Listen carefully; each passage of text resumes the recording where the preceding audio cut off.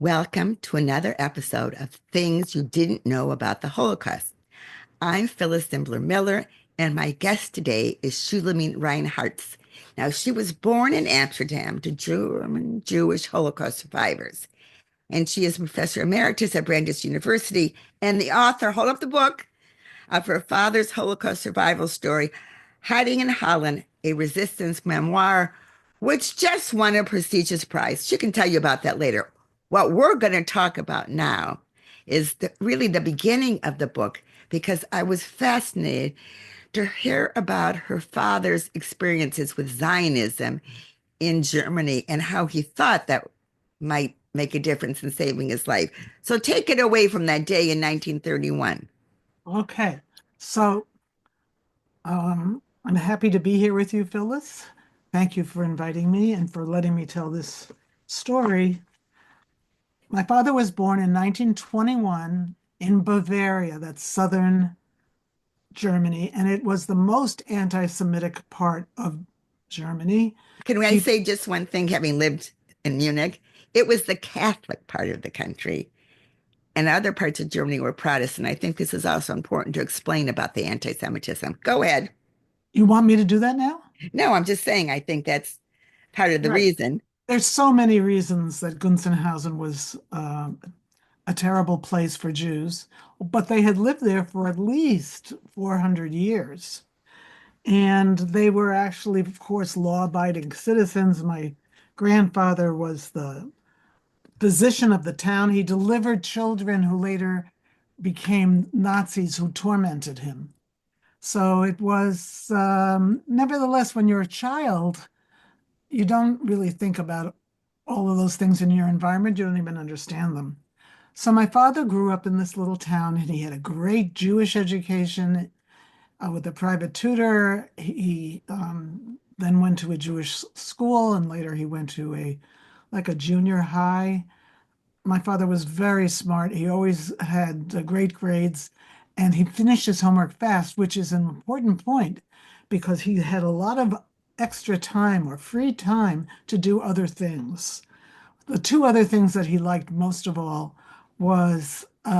excuse me, to go to the synagogue and participate in Jewish life, which he liked very much. And the other thing was to learn to play the piano. And piano not only was a skill that he developed, but it was a kind of an expression of his soul. And many, many years later, when he was in hiding, one of the ways he said that he kept his sanity was to play pieces that he had learned in his mind and hear it and comfort himself with that. So the anti-Semitism that my father, as a little boy, encountered was very bad. If people read my book, they'll see what happened to him when all the Jewish children. But then my the anti-Semitism was getting worse and worse, and my grandfather said, "You have to leave this town," thinking that because this was a rural town, it was backward and people were prejudiced. But if he went to a big city, it would be cosmopolitan and there would be people with all different points of view. Little did he know that when my grandfather said you should go to Munich, he was going to the place which was really the hotbed of Zionism, excuse me, of Nazism. But his grandmother lived there, and so he lived with her. Wait, you skipped the person who came to the village. I will. So when my father was 12 years old and living in Gunzenhausen, the House of Geese, he went to anything intellectual he could find there, and there wasn't that much. But one day, a 21-year-old German Jew named Giora, which is like George, Joseftal, came to his synagogue to give a talk. This was 1933, just when Hitler was getting power, complete power Yes, in Germany. dictatorial powers. That's right. And Giora came to our town, he writes, to try to shake us out of our lethargy and denial of reality, which was the way the people of that town were coping. They tried to avoid everything, deny reality, and not You mean the like. way the Jews were coping? That's correct. Gunzenhausen Jews did not understand or did not want to understand that their position in Germany was very precarious. The Jewish adults rationalized that why they were being humiliated and tried to maintain life as usual. Josef Tal, a 21-year-old, I repeat that, this is like a guy who's just graduating college, came to town to offer an alternative, the embrace of Palestine as the Jewish homeland, and the concept of Zionism as a feasible, practical solution to our hardships. This was the first time the idea was really presented in a way that my father could make use of it. At the age of 12, he wasn't even bar mitzvahed yet. And he writes in the book, I was so inspired by Yosef Tels's talk that on the spot, I decided to do something. That's the whole point, to act. What I decided to do was to mobilize the Jewish boys in the town and form a Zionist group, which was great because he didn't think just what I could do or what my family could do, but all the Jewish boys, because they were all suffering in the same way, and to form a Zionist group that would do what Joseph Tal urged. And what did we do? We studied Hebrew, the language of the Jews, and Zionism in preparation for leaving Germany and living in what was then called Palestine. So how did they enact this? They decided, and my father, I don't know how he got these insights. I mean, he's so young. He said, our Jewish boys group built a sports facility with our own hands, a place where we could train and compete with one another. We got spades, shovels, rakes, and other tools and went to work on a track, a soccer field, and a jumping pit. We got more and more ambitious every day. It was as though a fever had taken hold of us. We worked for hours after school and we were totally self organized and self disciplined. That's really the key. It was a wonderful new spirit as opposed to the spirit of being humiliated all the time. And we were very proud that our initiative did not involve parents or any community leaders. What this means is that there was a beginning of the split between the parents trying to cope with a situation um, by Ignoring it. and accepting it, and the kids getting together to do something different. And that became a real big theme in Zionist education for kids at that time. For a few months after our sports arena, he calls it, was completed, we had a great time at track, handball, and lots of other sports. I was intent on having fun and was put off by the older people's passivity. And this is where he made a transition away from his father's way of thinking into a new way of thinking, and that was to resist. It is imperative to understand this episode of creating a Zionist youth group, creating it, as an early act of resistance, because to me, it represented departing from the role of weakling and victim. It was a positive, nonviolent form of resistance, which he practiced until liberation in 1945. So because now let's move on to Munich. I'm just trying to keep us Yes, on that's track. exactly right where I want to go. Okay. So he moved to Munich and he went to a high school. The high school was completely anti-Semitic, not when he arrived, but gradually, slowly, because when he arrived was when Hitler just arrived. It wasn't so terrible yet. And there, we don't have time to say, but he engaged in his next act of resistance, completely defined by him as being that. And if you want me at some point, at another time or at the end, I can tell you what that resistance was. So And there, he became in Munich a part of an actual pre-existing youth group, not one he had to create, but one he could join. And he chose one out of many options. The Zionist movement was already taking responsibility. They sent what's called shlichim.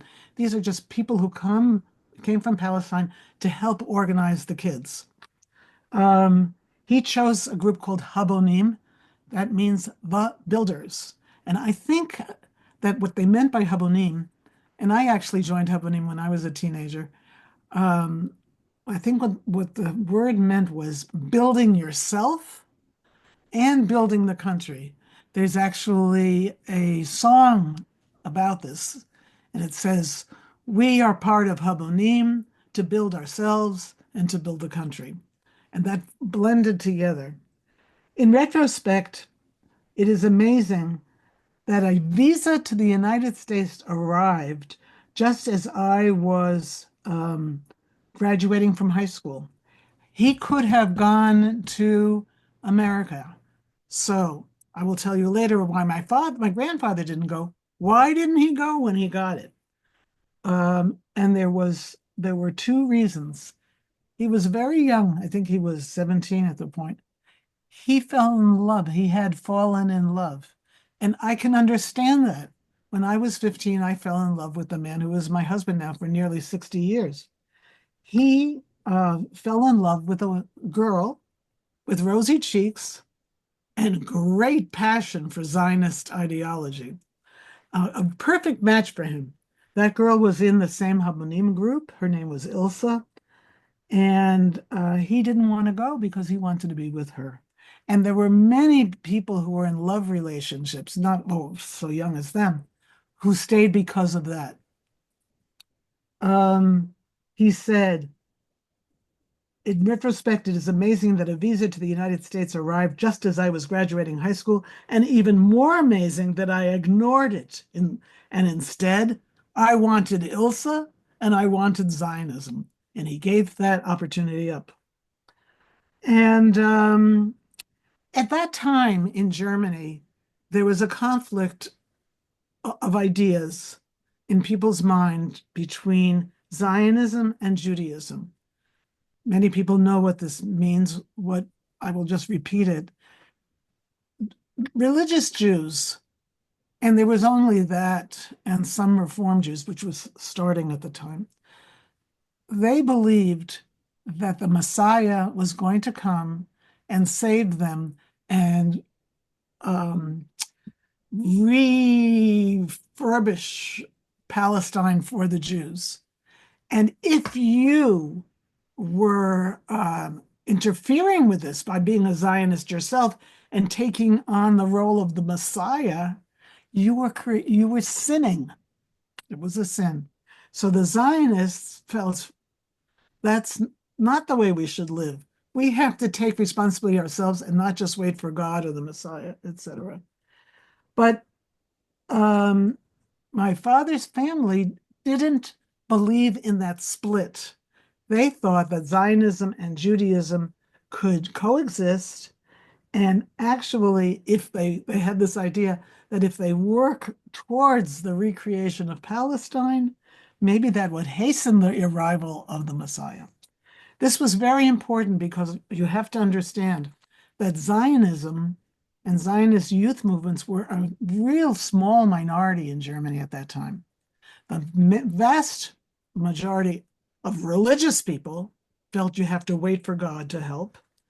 And the vast majority of people who were not so religious felt that as Jews, we don't have the right and the responsibility to recreate Palestine. We have to stay here and do something. And then my father talks about what this group meant to him. First of all, my father learned all these discussions, these were discussion topics. Then he became a leader himself, a young leader. And then he says, the young people I met through Habonim became my family, my new brothers and sisters, just as the leaders or counselor were additional parents. I appreciated Habonim for, this is so important, Phyllis, for focusing on the future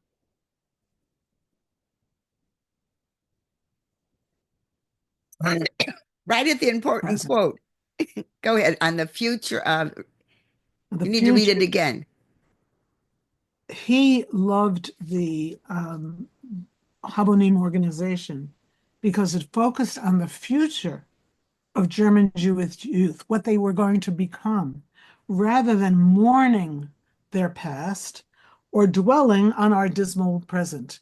In a sense, they transcended what was going on because they had a whole new set of ideas and commitments.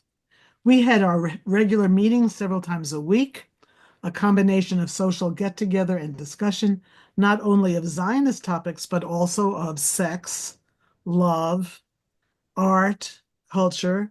We lived our real lives in our youth group. We were so closely connected with our friends, so involved with the discussions of our Zionist ideals that we became oblivious to the realities of Hitler. Life in our youth organization overshadowed everything. The family took second place. In those early years of the Nazi regime, Zionist youth groups played a role in our lives that cannot be overestimated. Zionism, positive Jewishness, that's what he called Zionism, the proud association with other Jewish youngsters, and just being together as young Jews gave us enormous moral support during those difficult times. They helped each other when outside everything was gray and ugly, oppressive and dangerous. A different world was created in which we could live a normal life more than just subsist from day to day, as was the case with our parents. In short, Zionism offered me an alternative reality. Instead of being hated, as I was by the larger German society, I was now a part of a group of young people who adored one another. Instead of being the Unglück, that's the word that Hitler used, that means the bad fortune or misfortune, as Hitler labeled Jews, I began to dedicate myself to the task of building a Jewish society in Palestine. I can only be grateful for the moral support we were given by our Zionist youth group to be able to study, to listen to a lecture by a famous Jewish personality. That was sheer bliss. Today, I would go so far as to say that this was real, positive, courageous, and highly valuable resistance to Nazism. I began resisting Nazism through my Zionist activities in Gunzenhausen, and I continued resisting in Munich because I was a member of Havonim. I don't think you can get a finer explanation of what that meant to him. And he was not unique. This is what happened to everybody. So Um, now let's get him to the training farm in northern exactly. Germany, right? Because That's right. we're leading towards what happened on Kristallnacht. That's And right. okay, so let's get So there. here I'm telling you about what he did as a high school student between 33 and 38. And then, as I write, typically a high school graduate must choose the next step. What does he do now? In Germany, you couldn't do much. You couldn't go to the university, which is obviously what he would have done had it not been She means open. Jews couldn't go to university. Right. In 1938, my father was 17 years old, a Jewish boy in Nazi Germany, and he saw three options. He could try to immigrate to Palestine immediately, either clandestinely or by obtaining an almost impossible to acquire birth certificate that would allow him to enter Palestine legally. I should say, and maybe I didn't say it so well, because I focused on what the impact on his soul, his personality, his conscience was in Havonim. But the whole ideology was we have to go to Palestine. That's where our real lives will be. That's where we have our real tasks. So one of his ideas, get to Palestine. You could get there illegally, or you could maybe get a certificate. The British ran that area and they were trying to appease the Arabs, so they let very few Jews in, only 10,000 a year. Second, he could try to emigrate to the United States. He had a visa. Maybe he could revive the visa and go. And the third option that he had, that he could think of, was moving to a Zionist farm in Germany called a hachshara, which is a Hebrew word which means preparation. It's preparation for developing the skills of a farmer. My father was never intended to be a farmer. He was going to be a doctor like his father, or a lawyer like his father, or a businessman, right? He was a middle class or even upper middle class child. And now he was supposed to embrace being part of the working class. And they all did it. There's a whole history to tell about that. He would go there to that Hashara to be trained to become a farmer in Palestine. And that's the choice he made. And I want to add one thing here. There is a person that we all know who was a horrible Nazi, Adolf Eichmann. And Adolf Eichmann, in the beginning of his career, knew that what Hitler wanted was to get rid of the Jews, not to kill the Jews. That was not an early idea, came about later. And it was actually became policy in 1942 in the Wannsee Conference. But Eichmann said, how do we get them out of Germany? And so he said, I think that the only group of German Jews who understand and will work with me to get out of Germany are the Zionists, because they have a plan to go to Palestine. And so he created, uh, or he helped create some legislation that allowed Jews to set up training farms so that they could develop the skills and they could go to Palestine, which is kind of amazing. Eichmann was a Zionist and he wrote about it specifically. He said, those are the Jews I love. So he moved, my father moved to Munich, I told you, and he began to strive towards Hachshara when he left Munich. I would go to a training farm, he said, that would transform me into a farmer and then a pioneer in Palestine.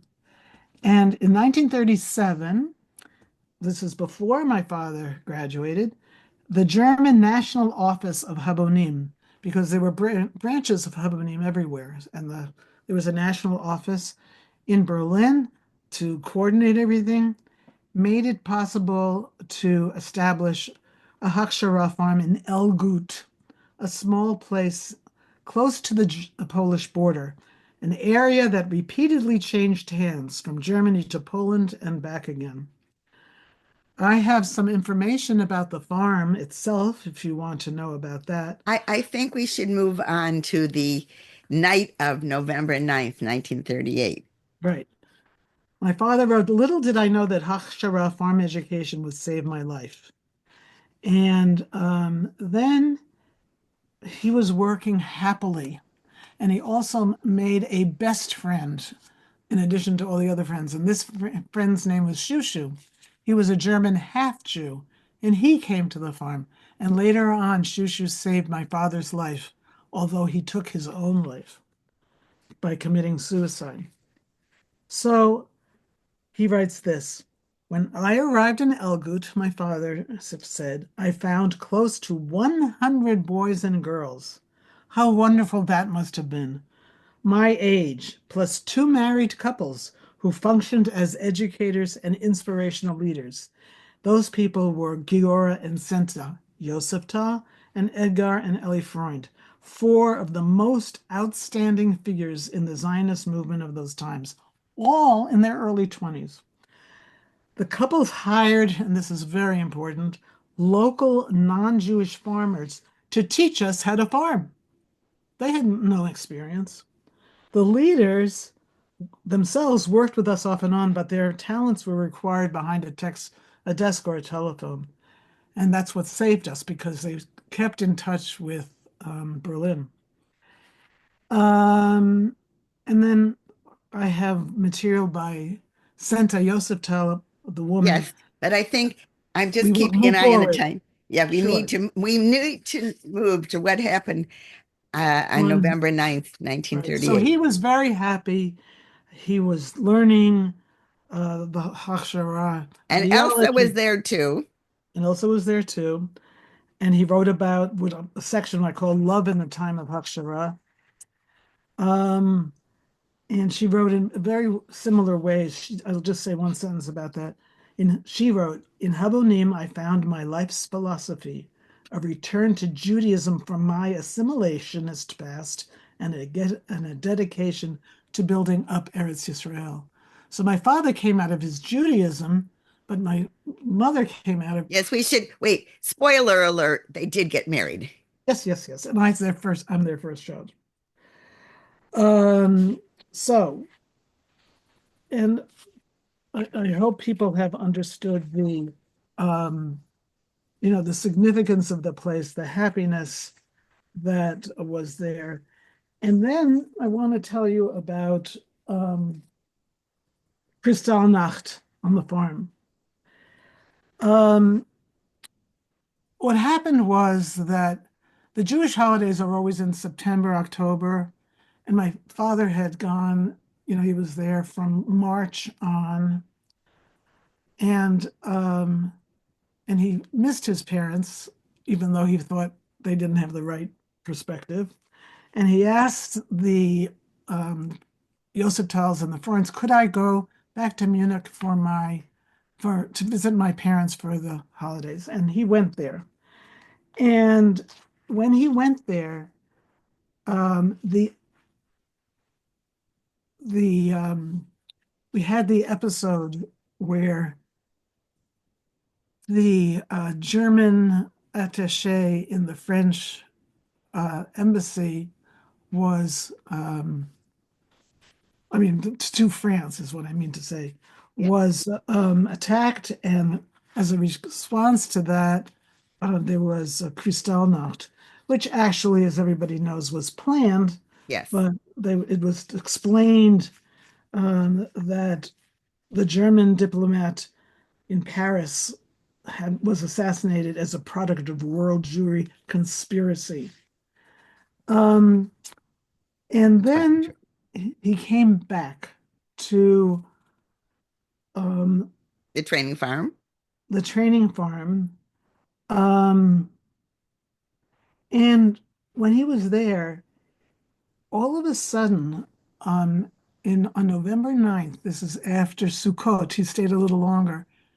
Um, so on November 8th, he was in one of the big buildings of El Good, because there was 100 kids there. They had dorms and everything.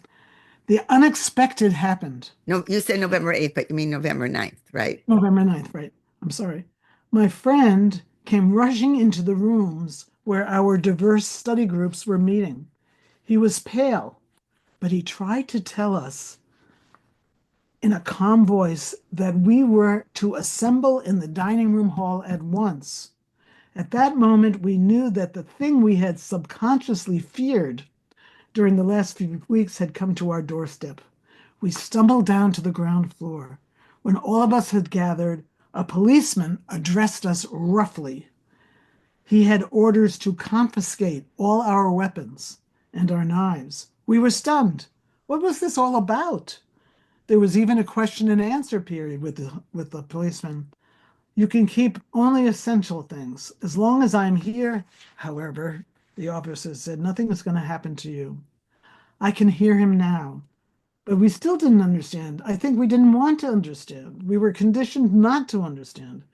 Somebody behind me whispered that he had thrown his pocket knife into the pond rather than give it to the policeman and would try to fish it out later. So there's always like little rebellion going on. The whole scene was over in a few minutes. We calmed each other down, not really, but each of us got up some courage by telling the next person that nothing serious was going to happen. Of course, they didn't know. We went back to our study groups as soon as the policeman had left. Two of our members were on night duty in the chicken coops where it was nice and warm. What they could have not have known is that by remaining in the chicken coop, they had saved themselves from being taken to Buchenwald. An hour or two later, there was a great noise. People were running and screaming throughout our large building. Somebody yelled, "Everybody outside! Everyone line up outside!" We scrambled, and suddenly several local thugs attacked us, armed with sticks and clubs and belts. In this remote agricultural place, several thugs attacked us, hitting us wherever they could.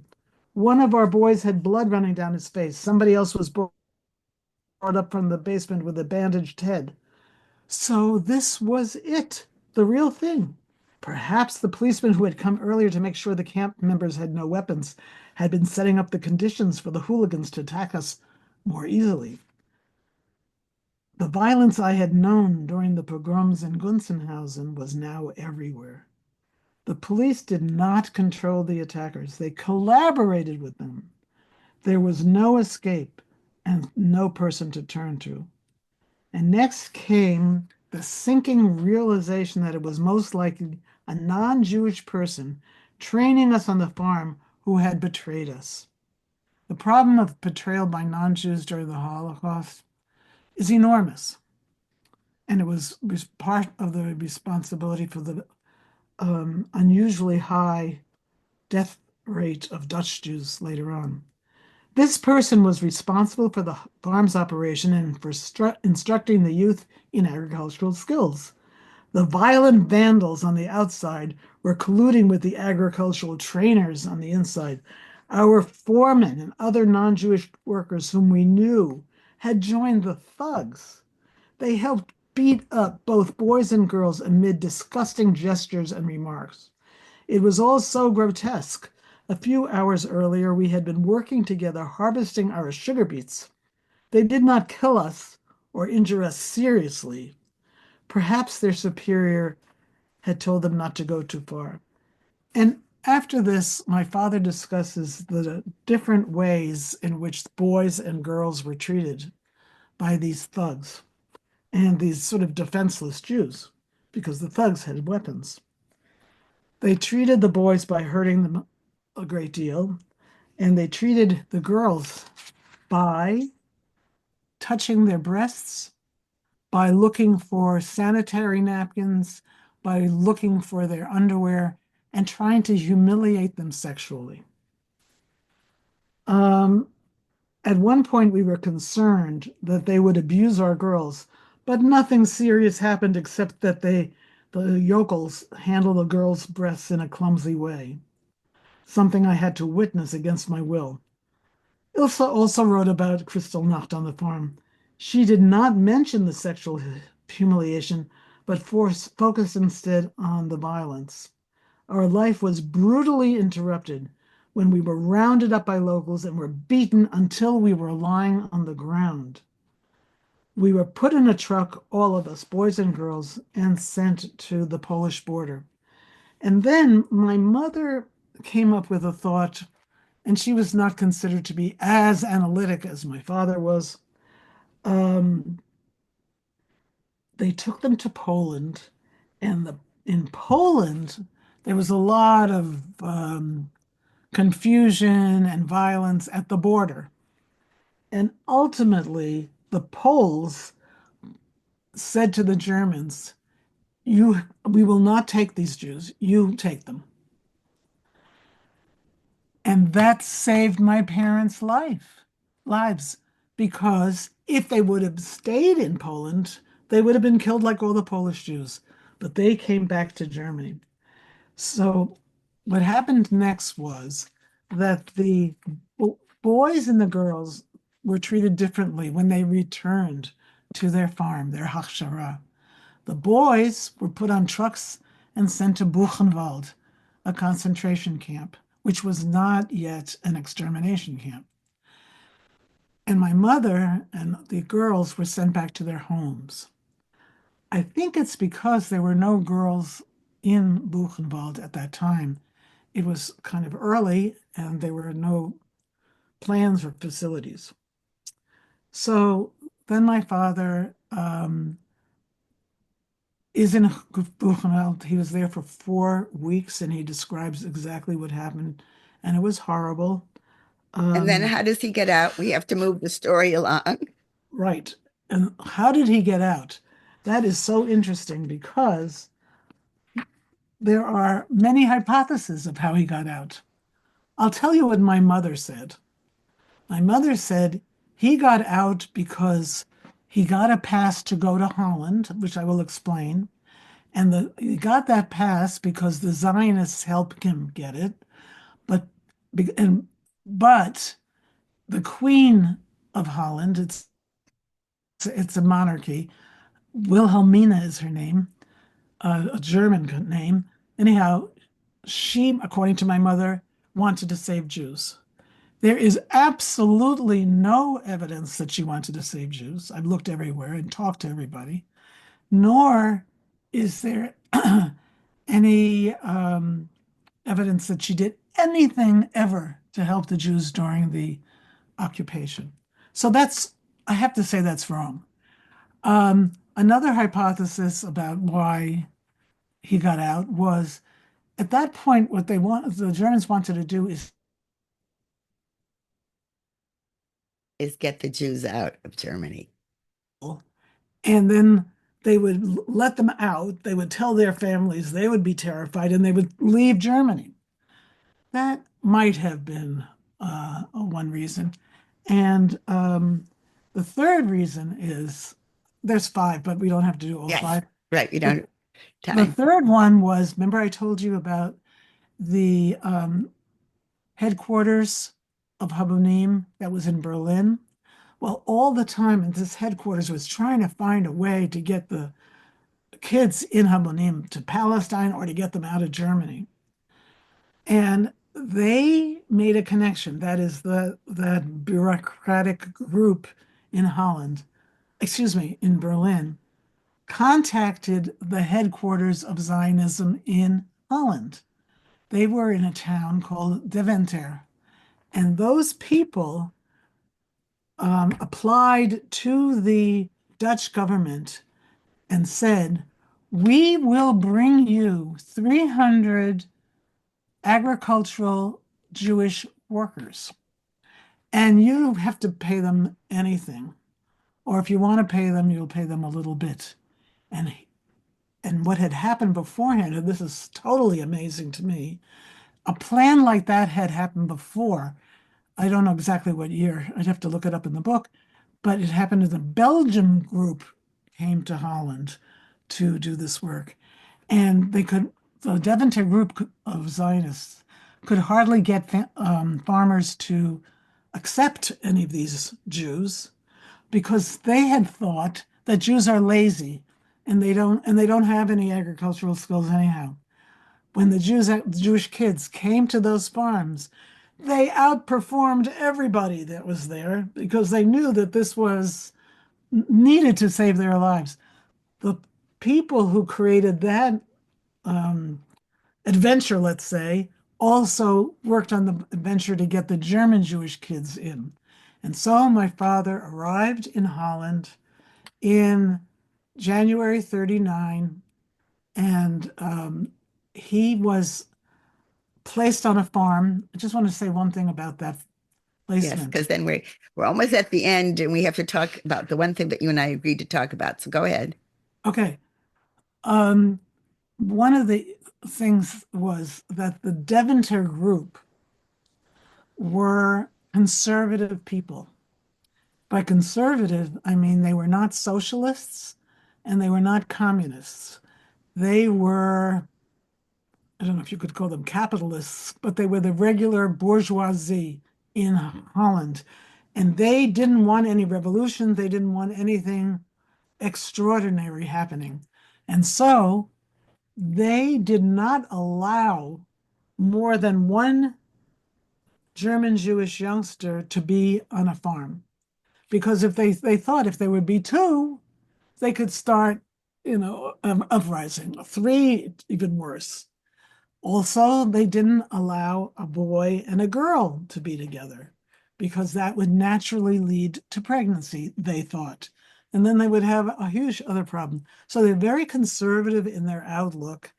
And it saved my father's life because he was a single worker, a German Jewish worker on the farm. And because of that, he had no one to speak German to. He had to speak Dutch with the people on the farm. And he learned Dutch perfectly. My father had a great aptitude for languages. He knew about 6 or 7 languages. So by learning Dutch, he could appear to the Nazis as if he were a Dutch person rather than a foreigner, like Anne Frank. Well, I don't know about Anne Frank, but her father, etc.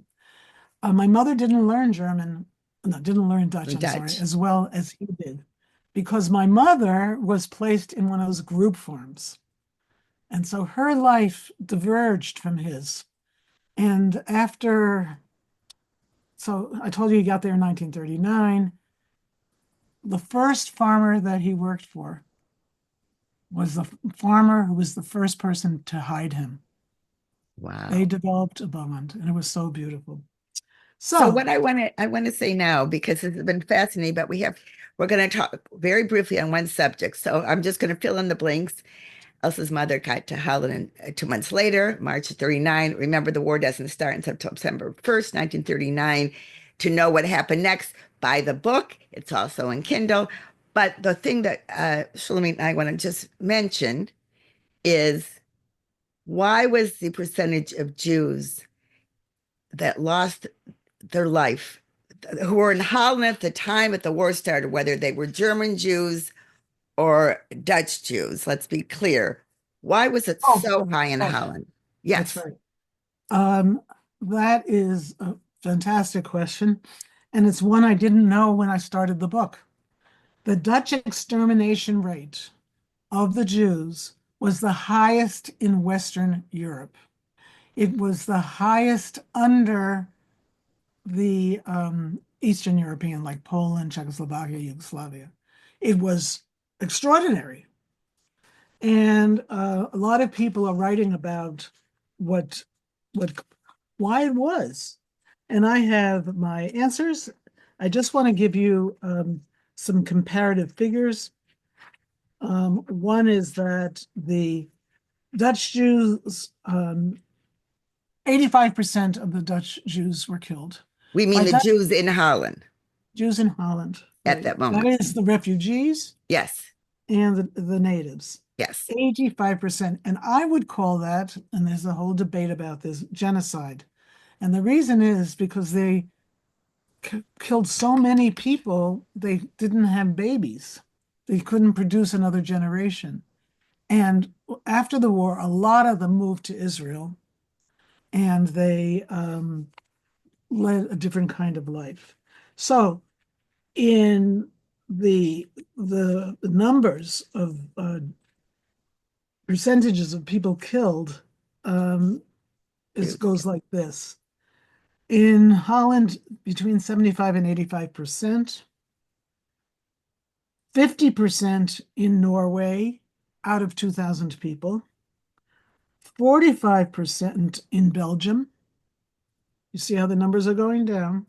34% in Luxembourg, 25% in France, and only 2% in Denmark.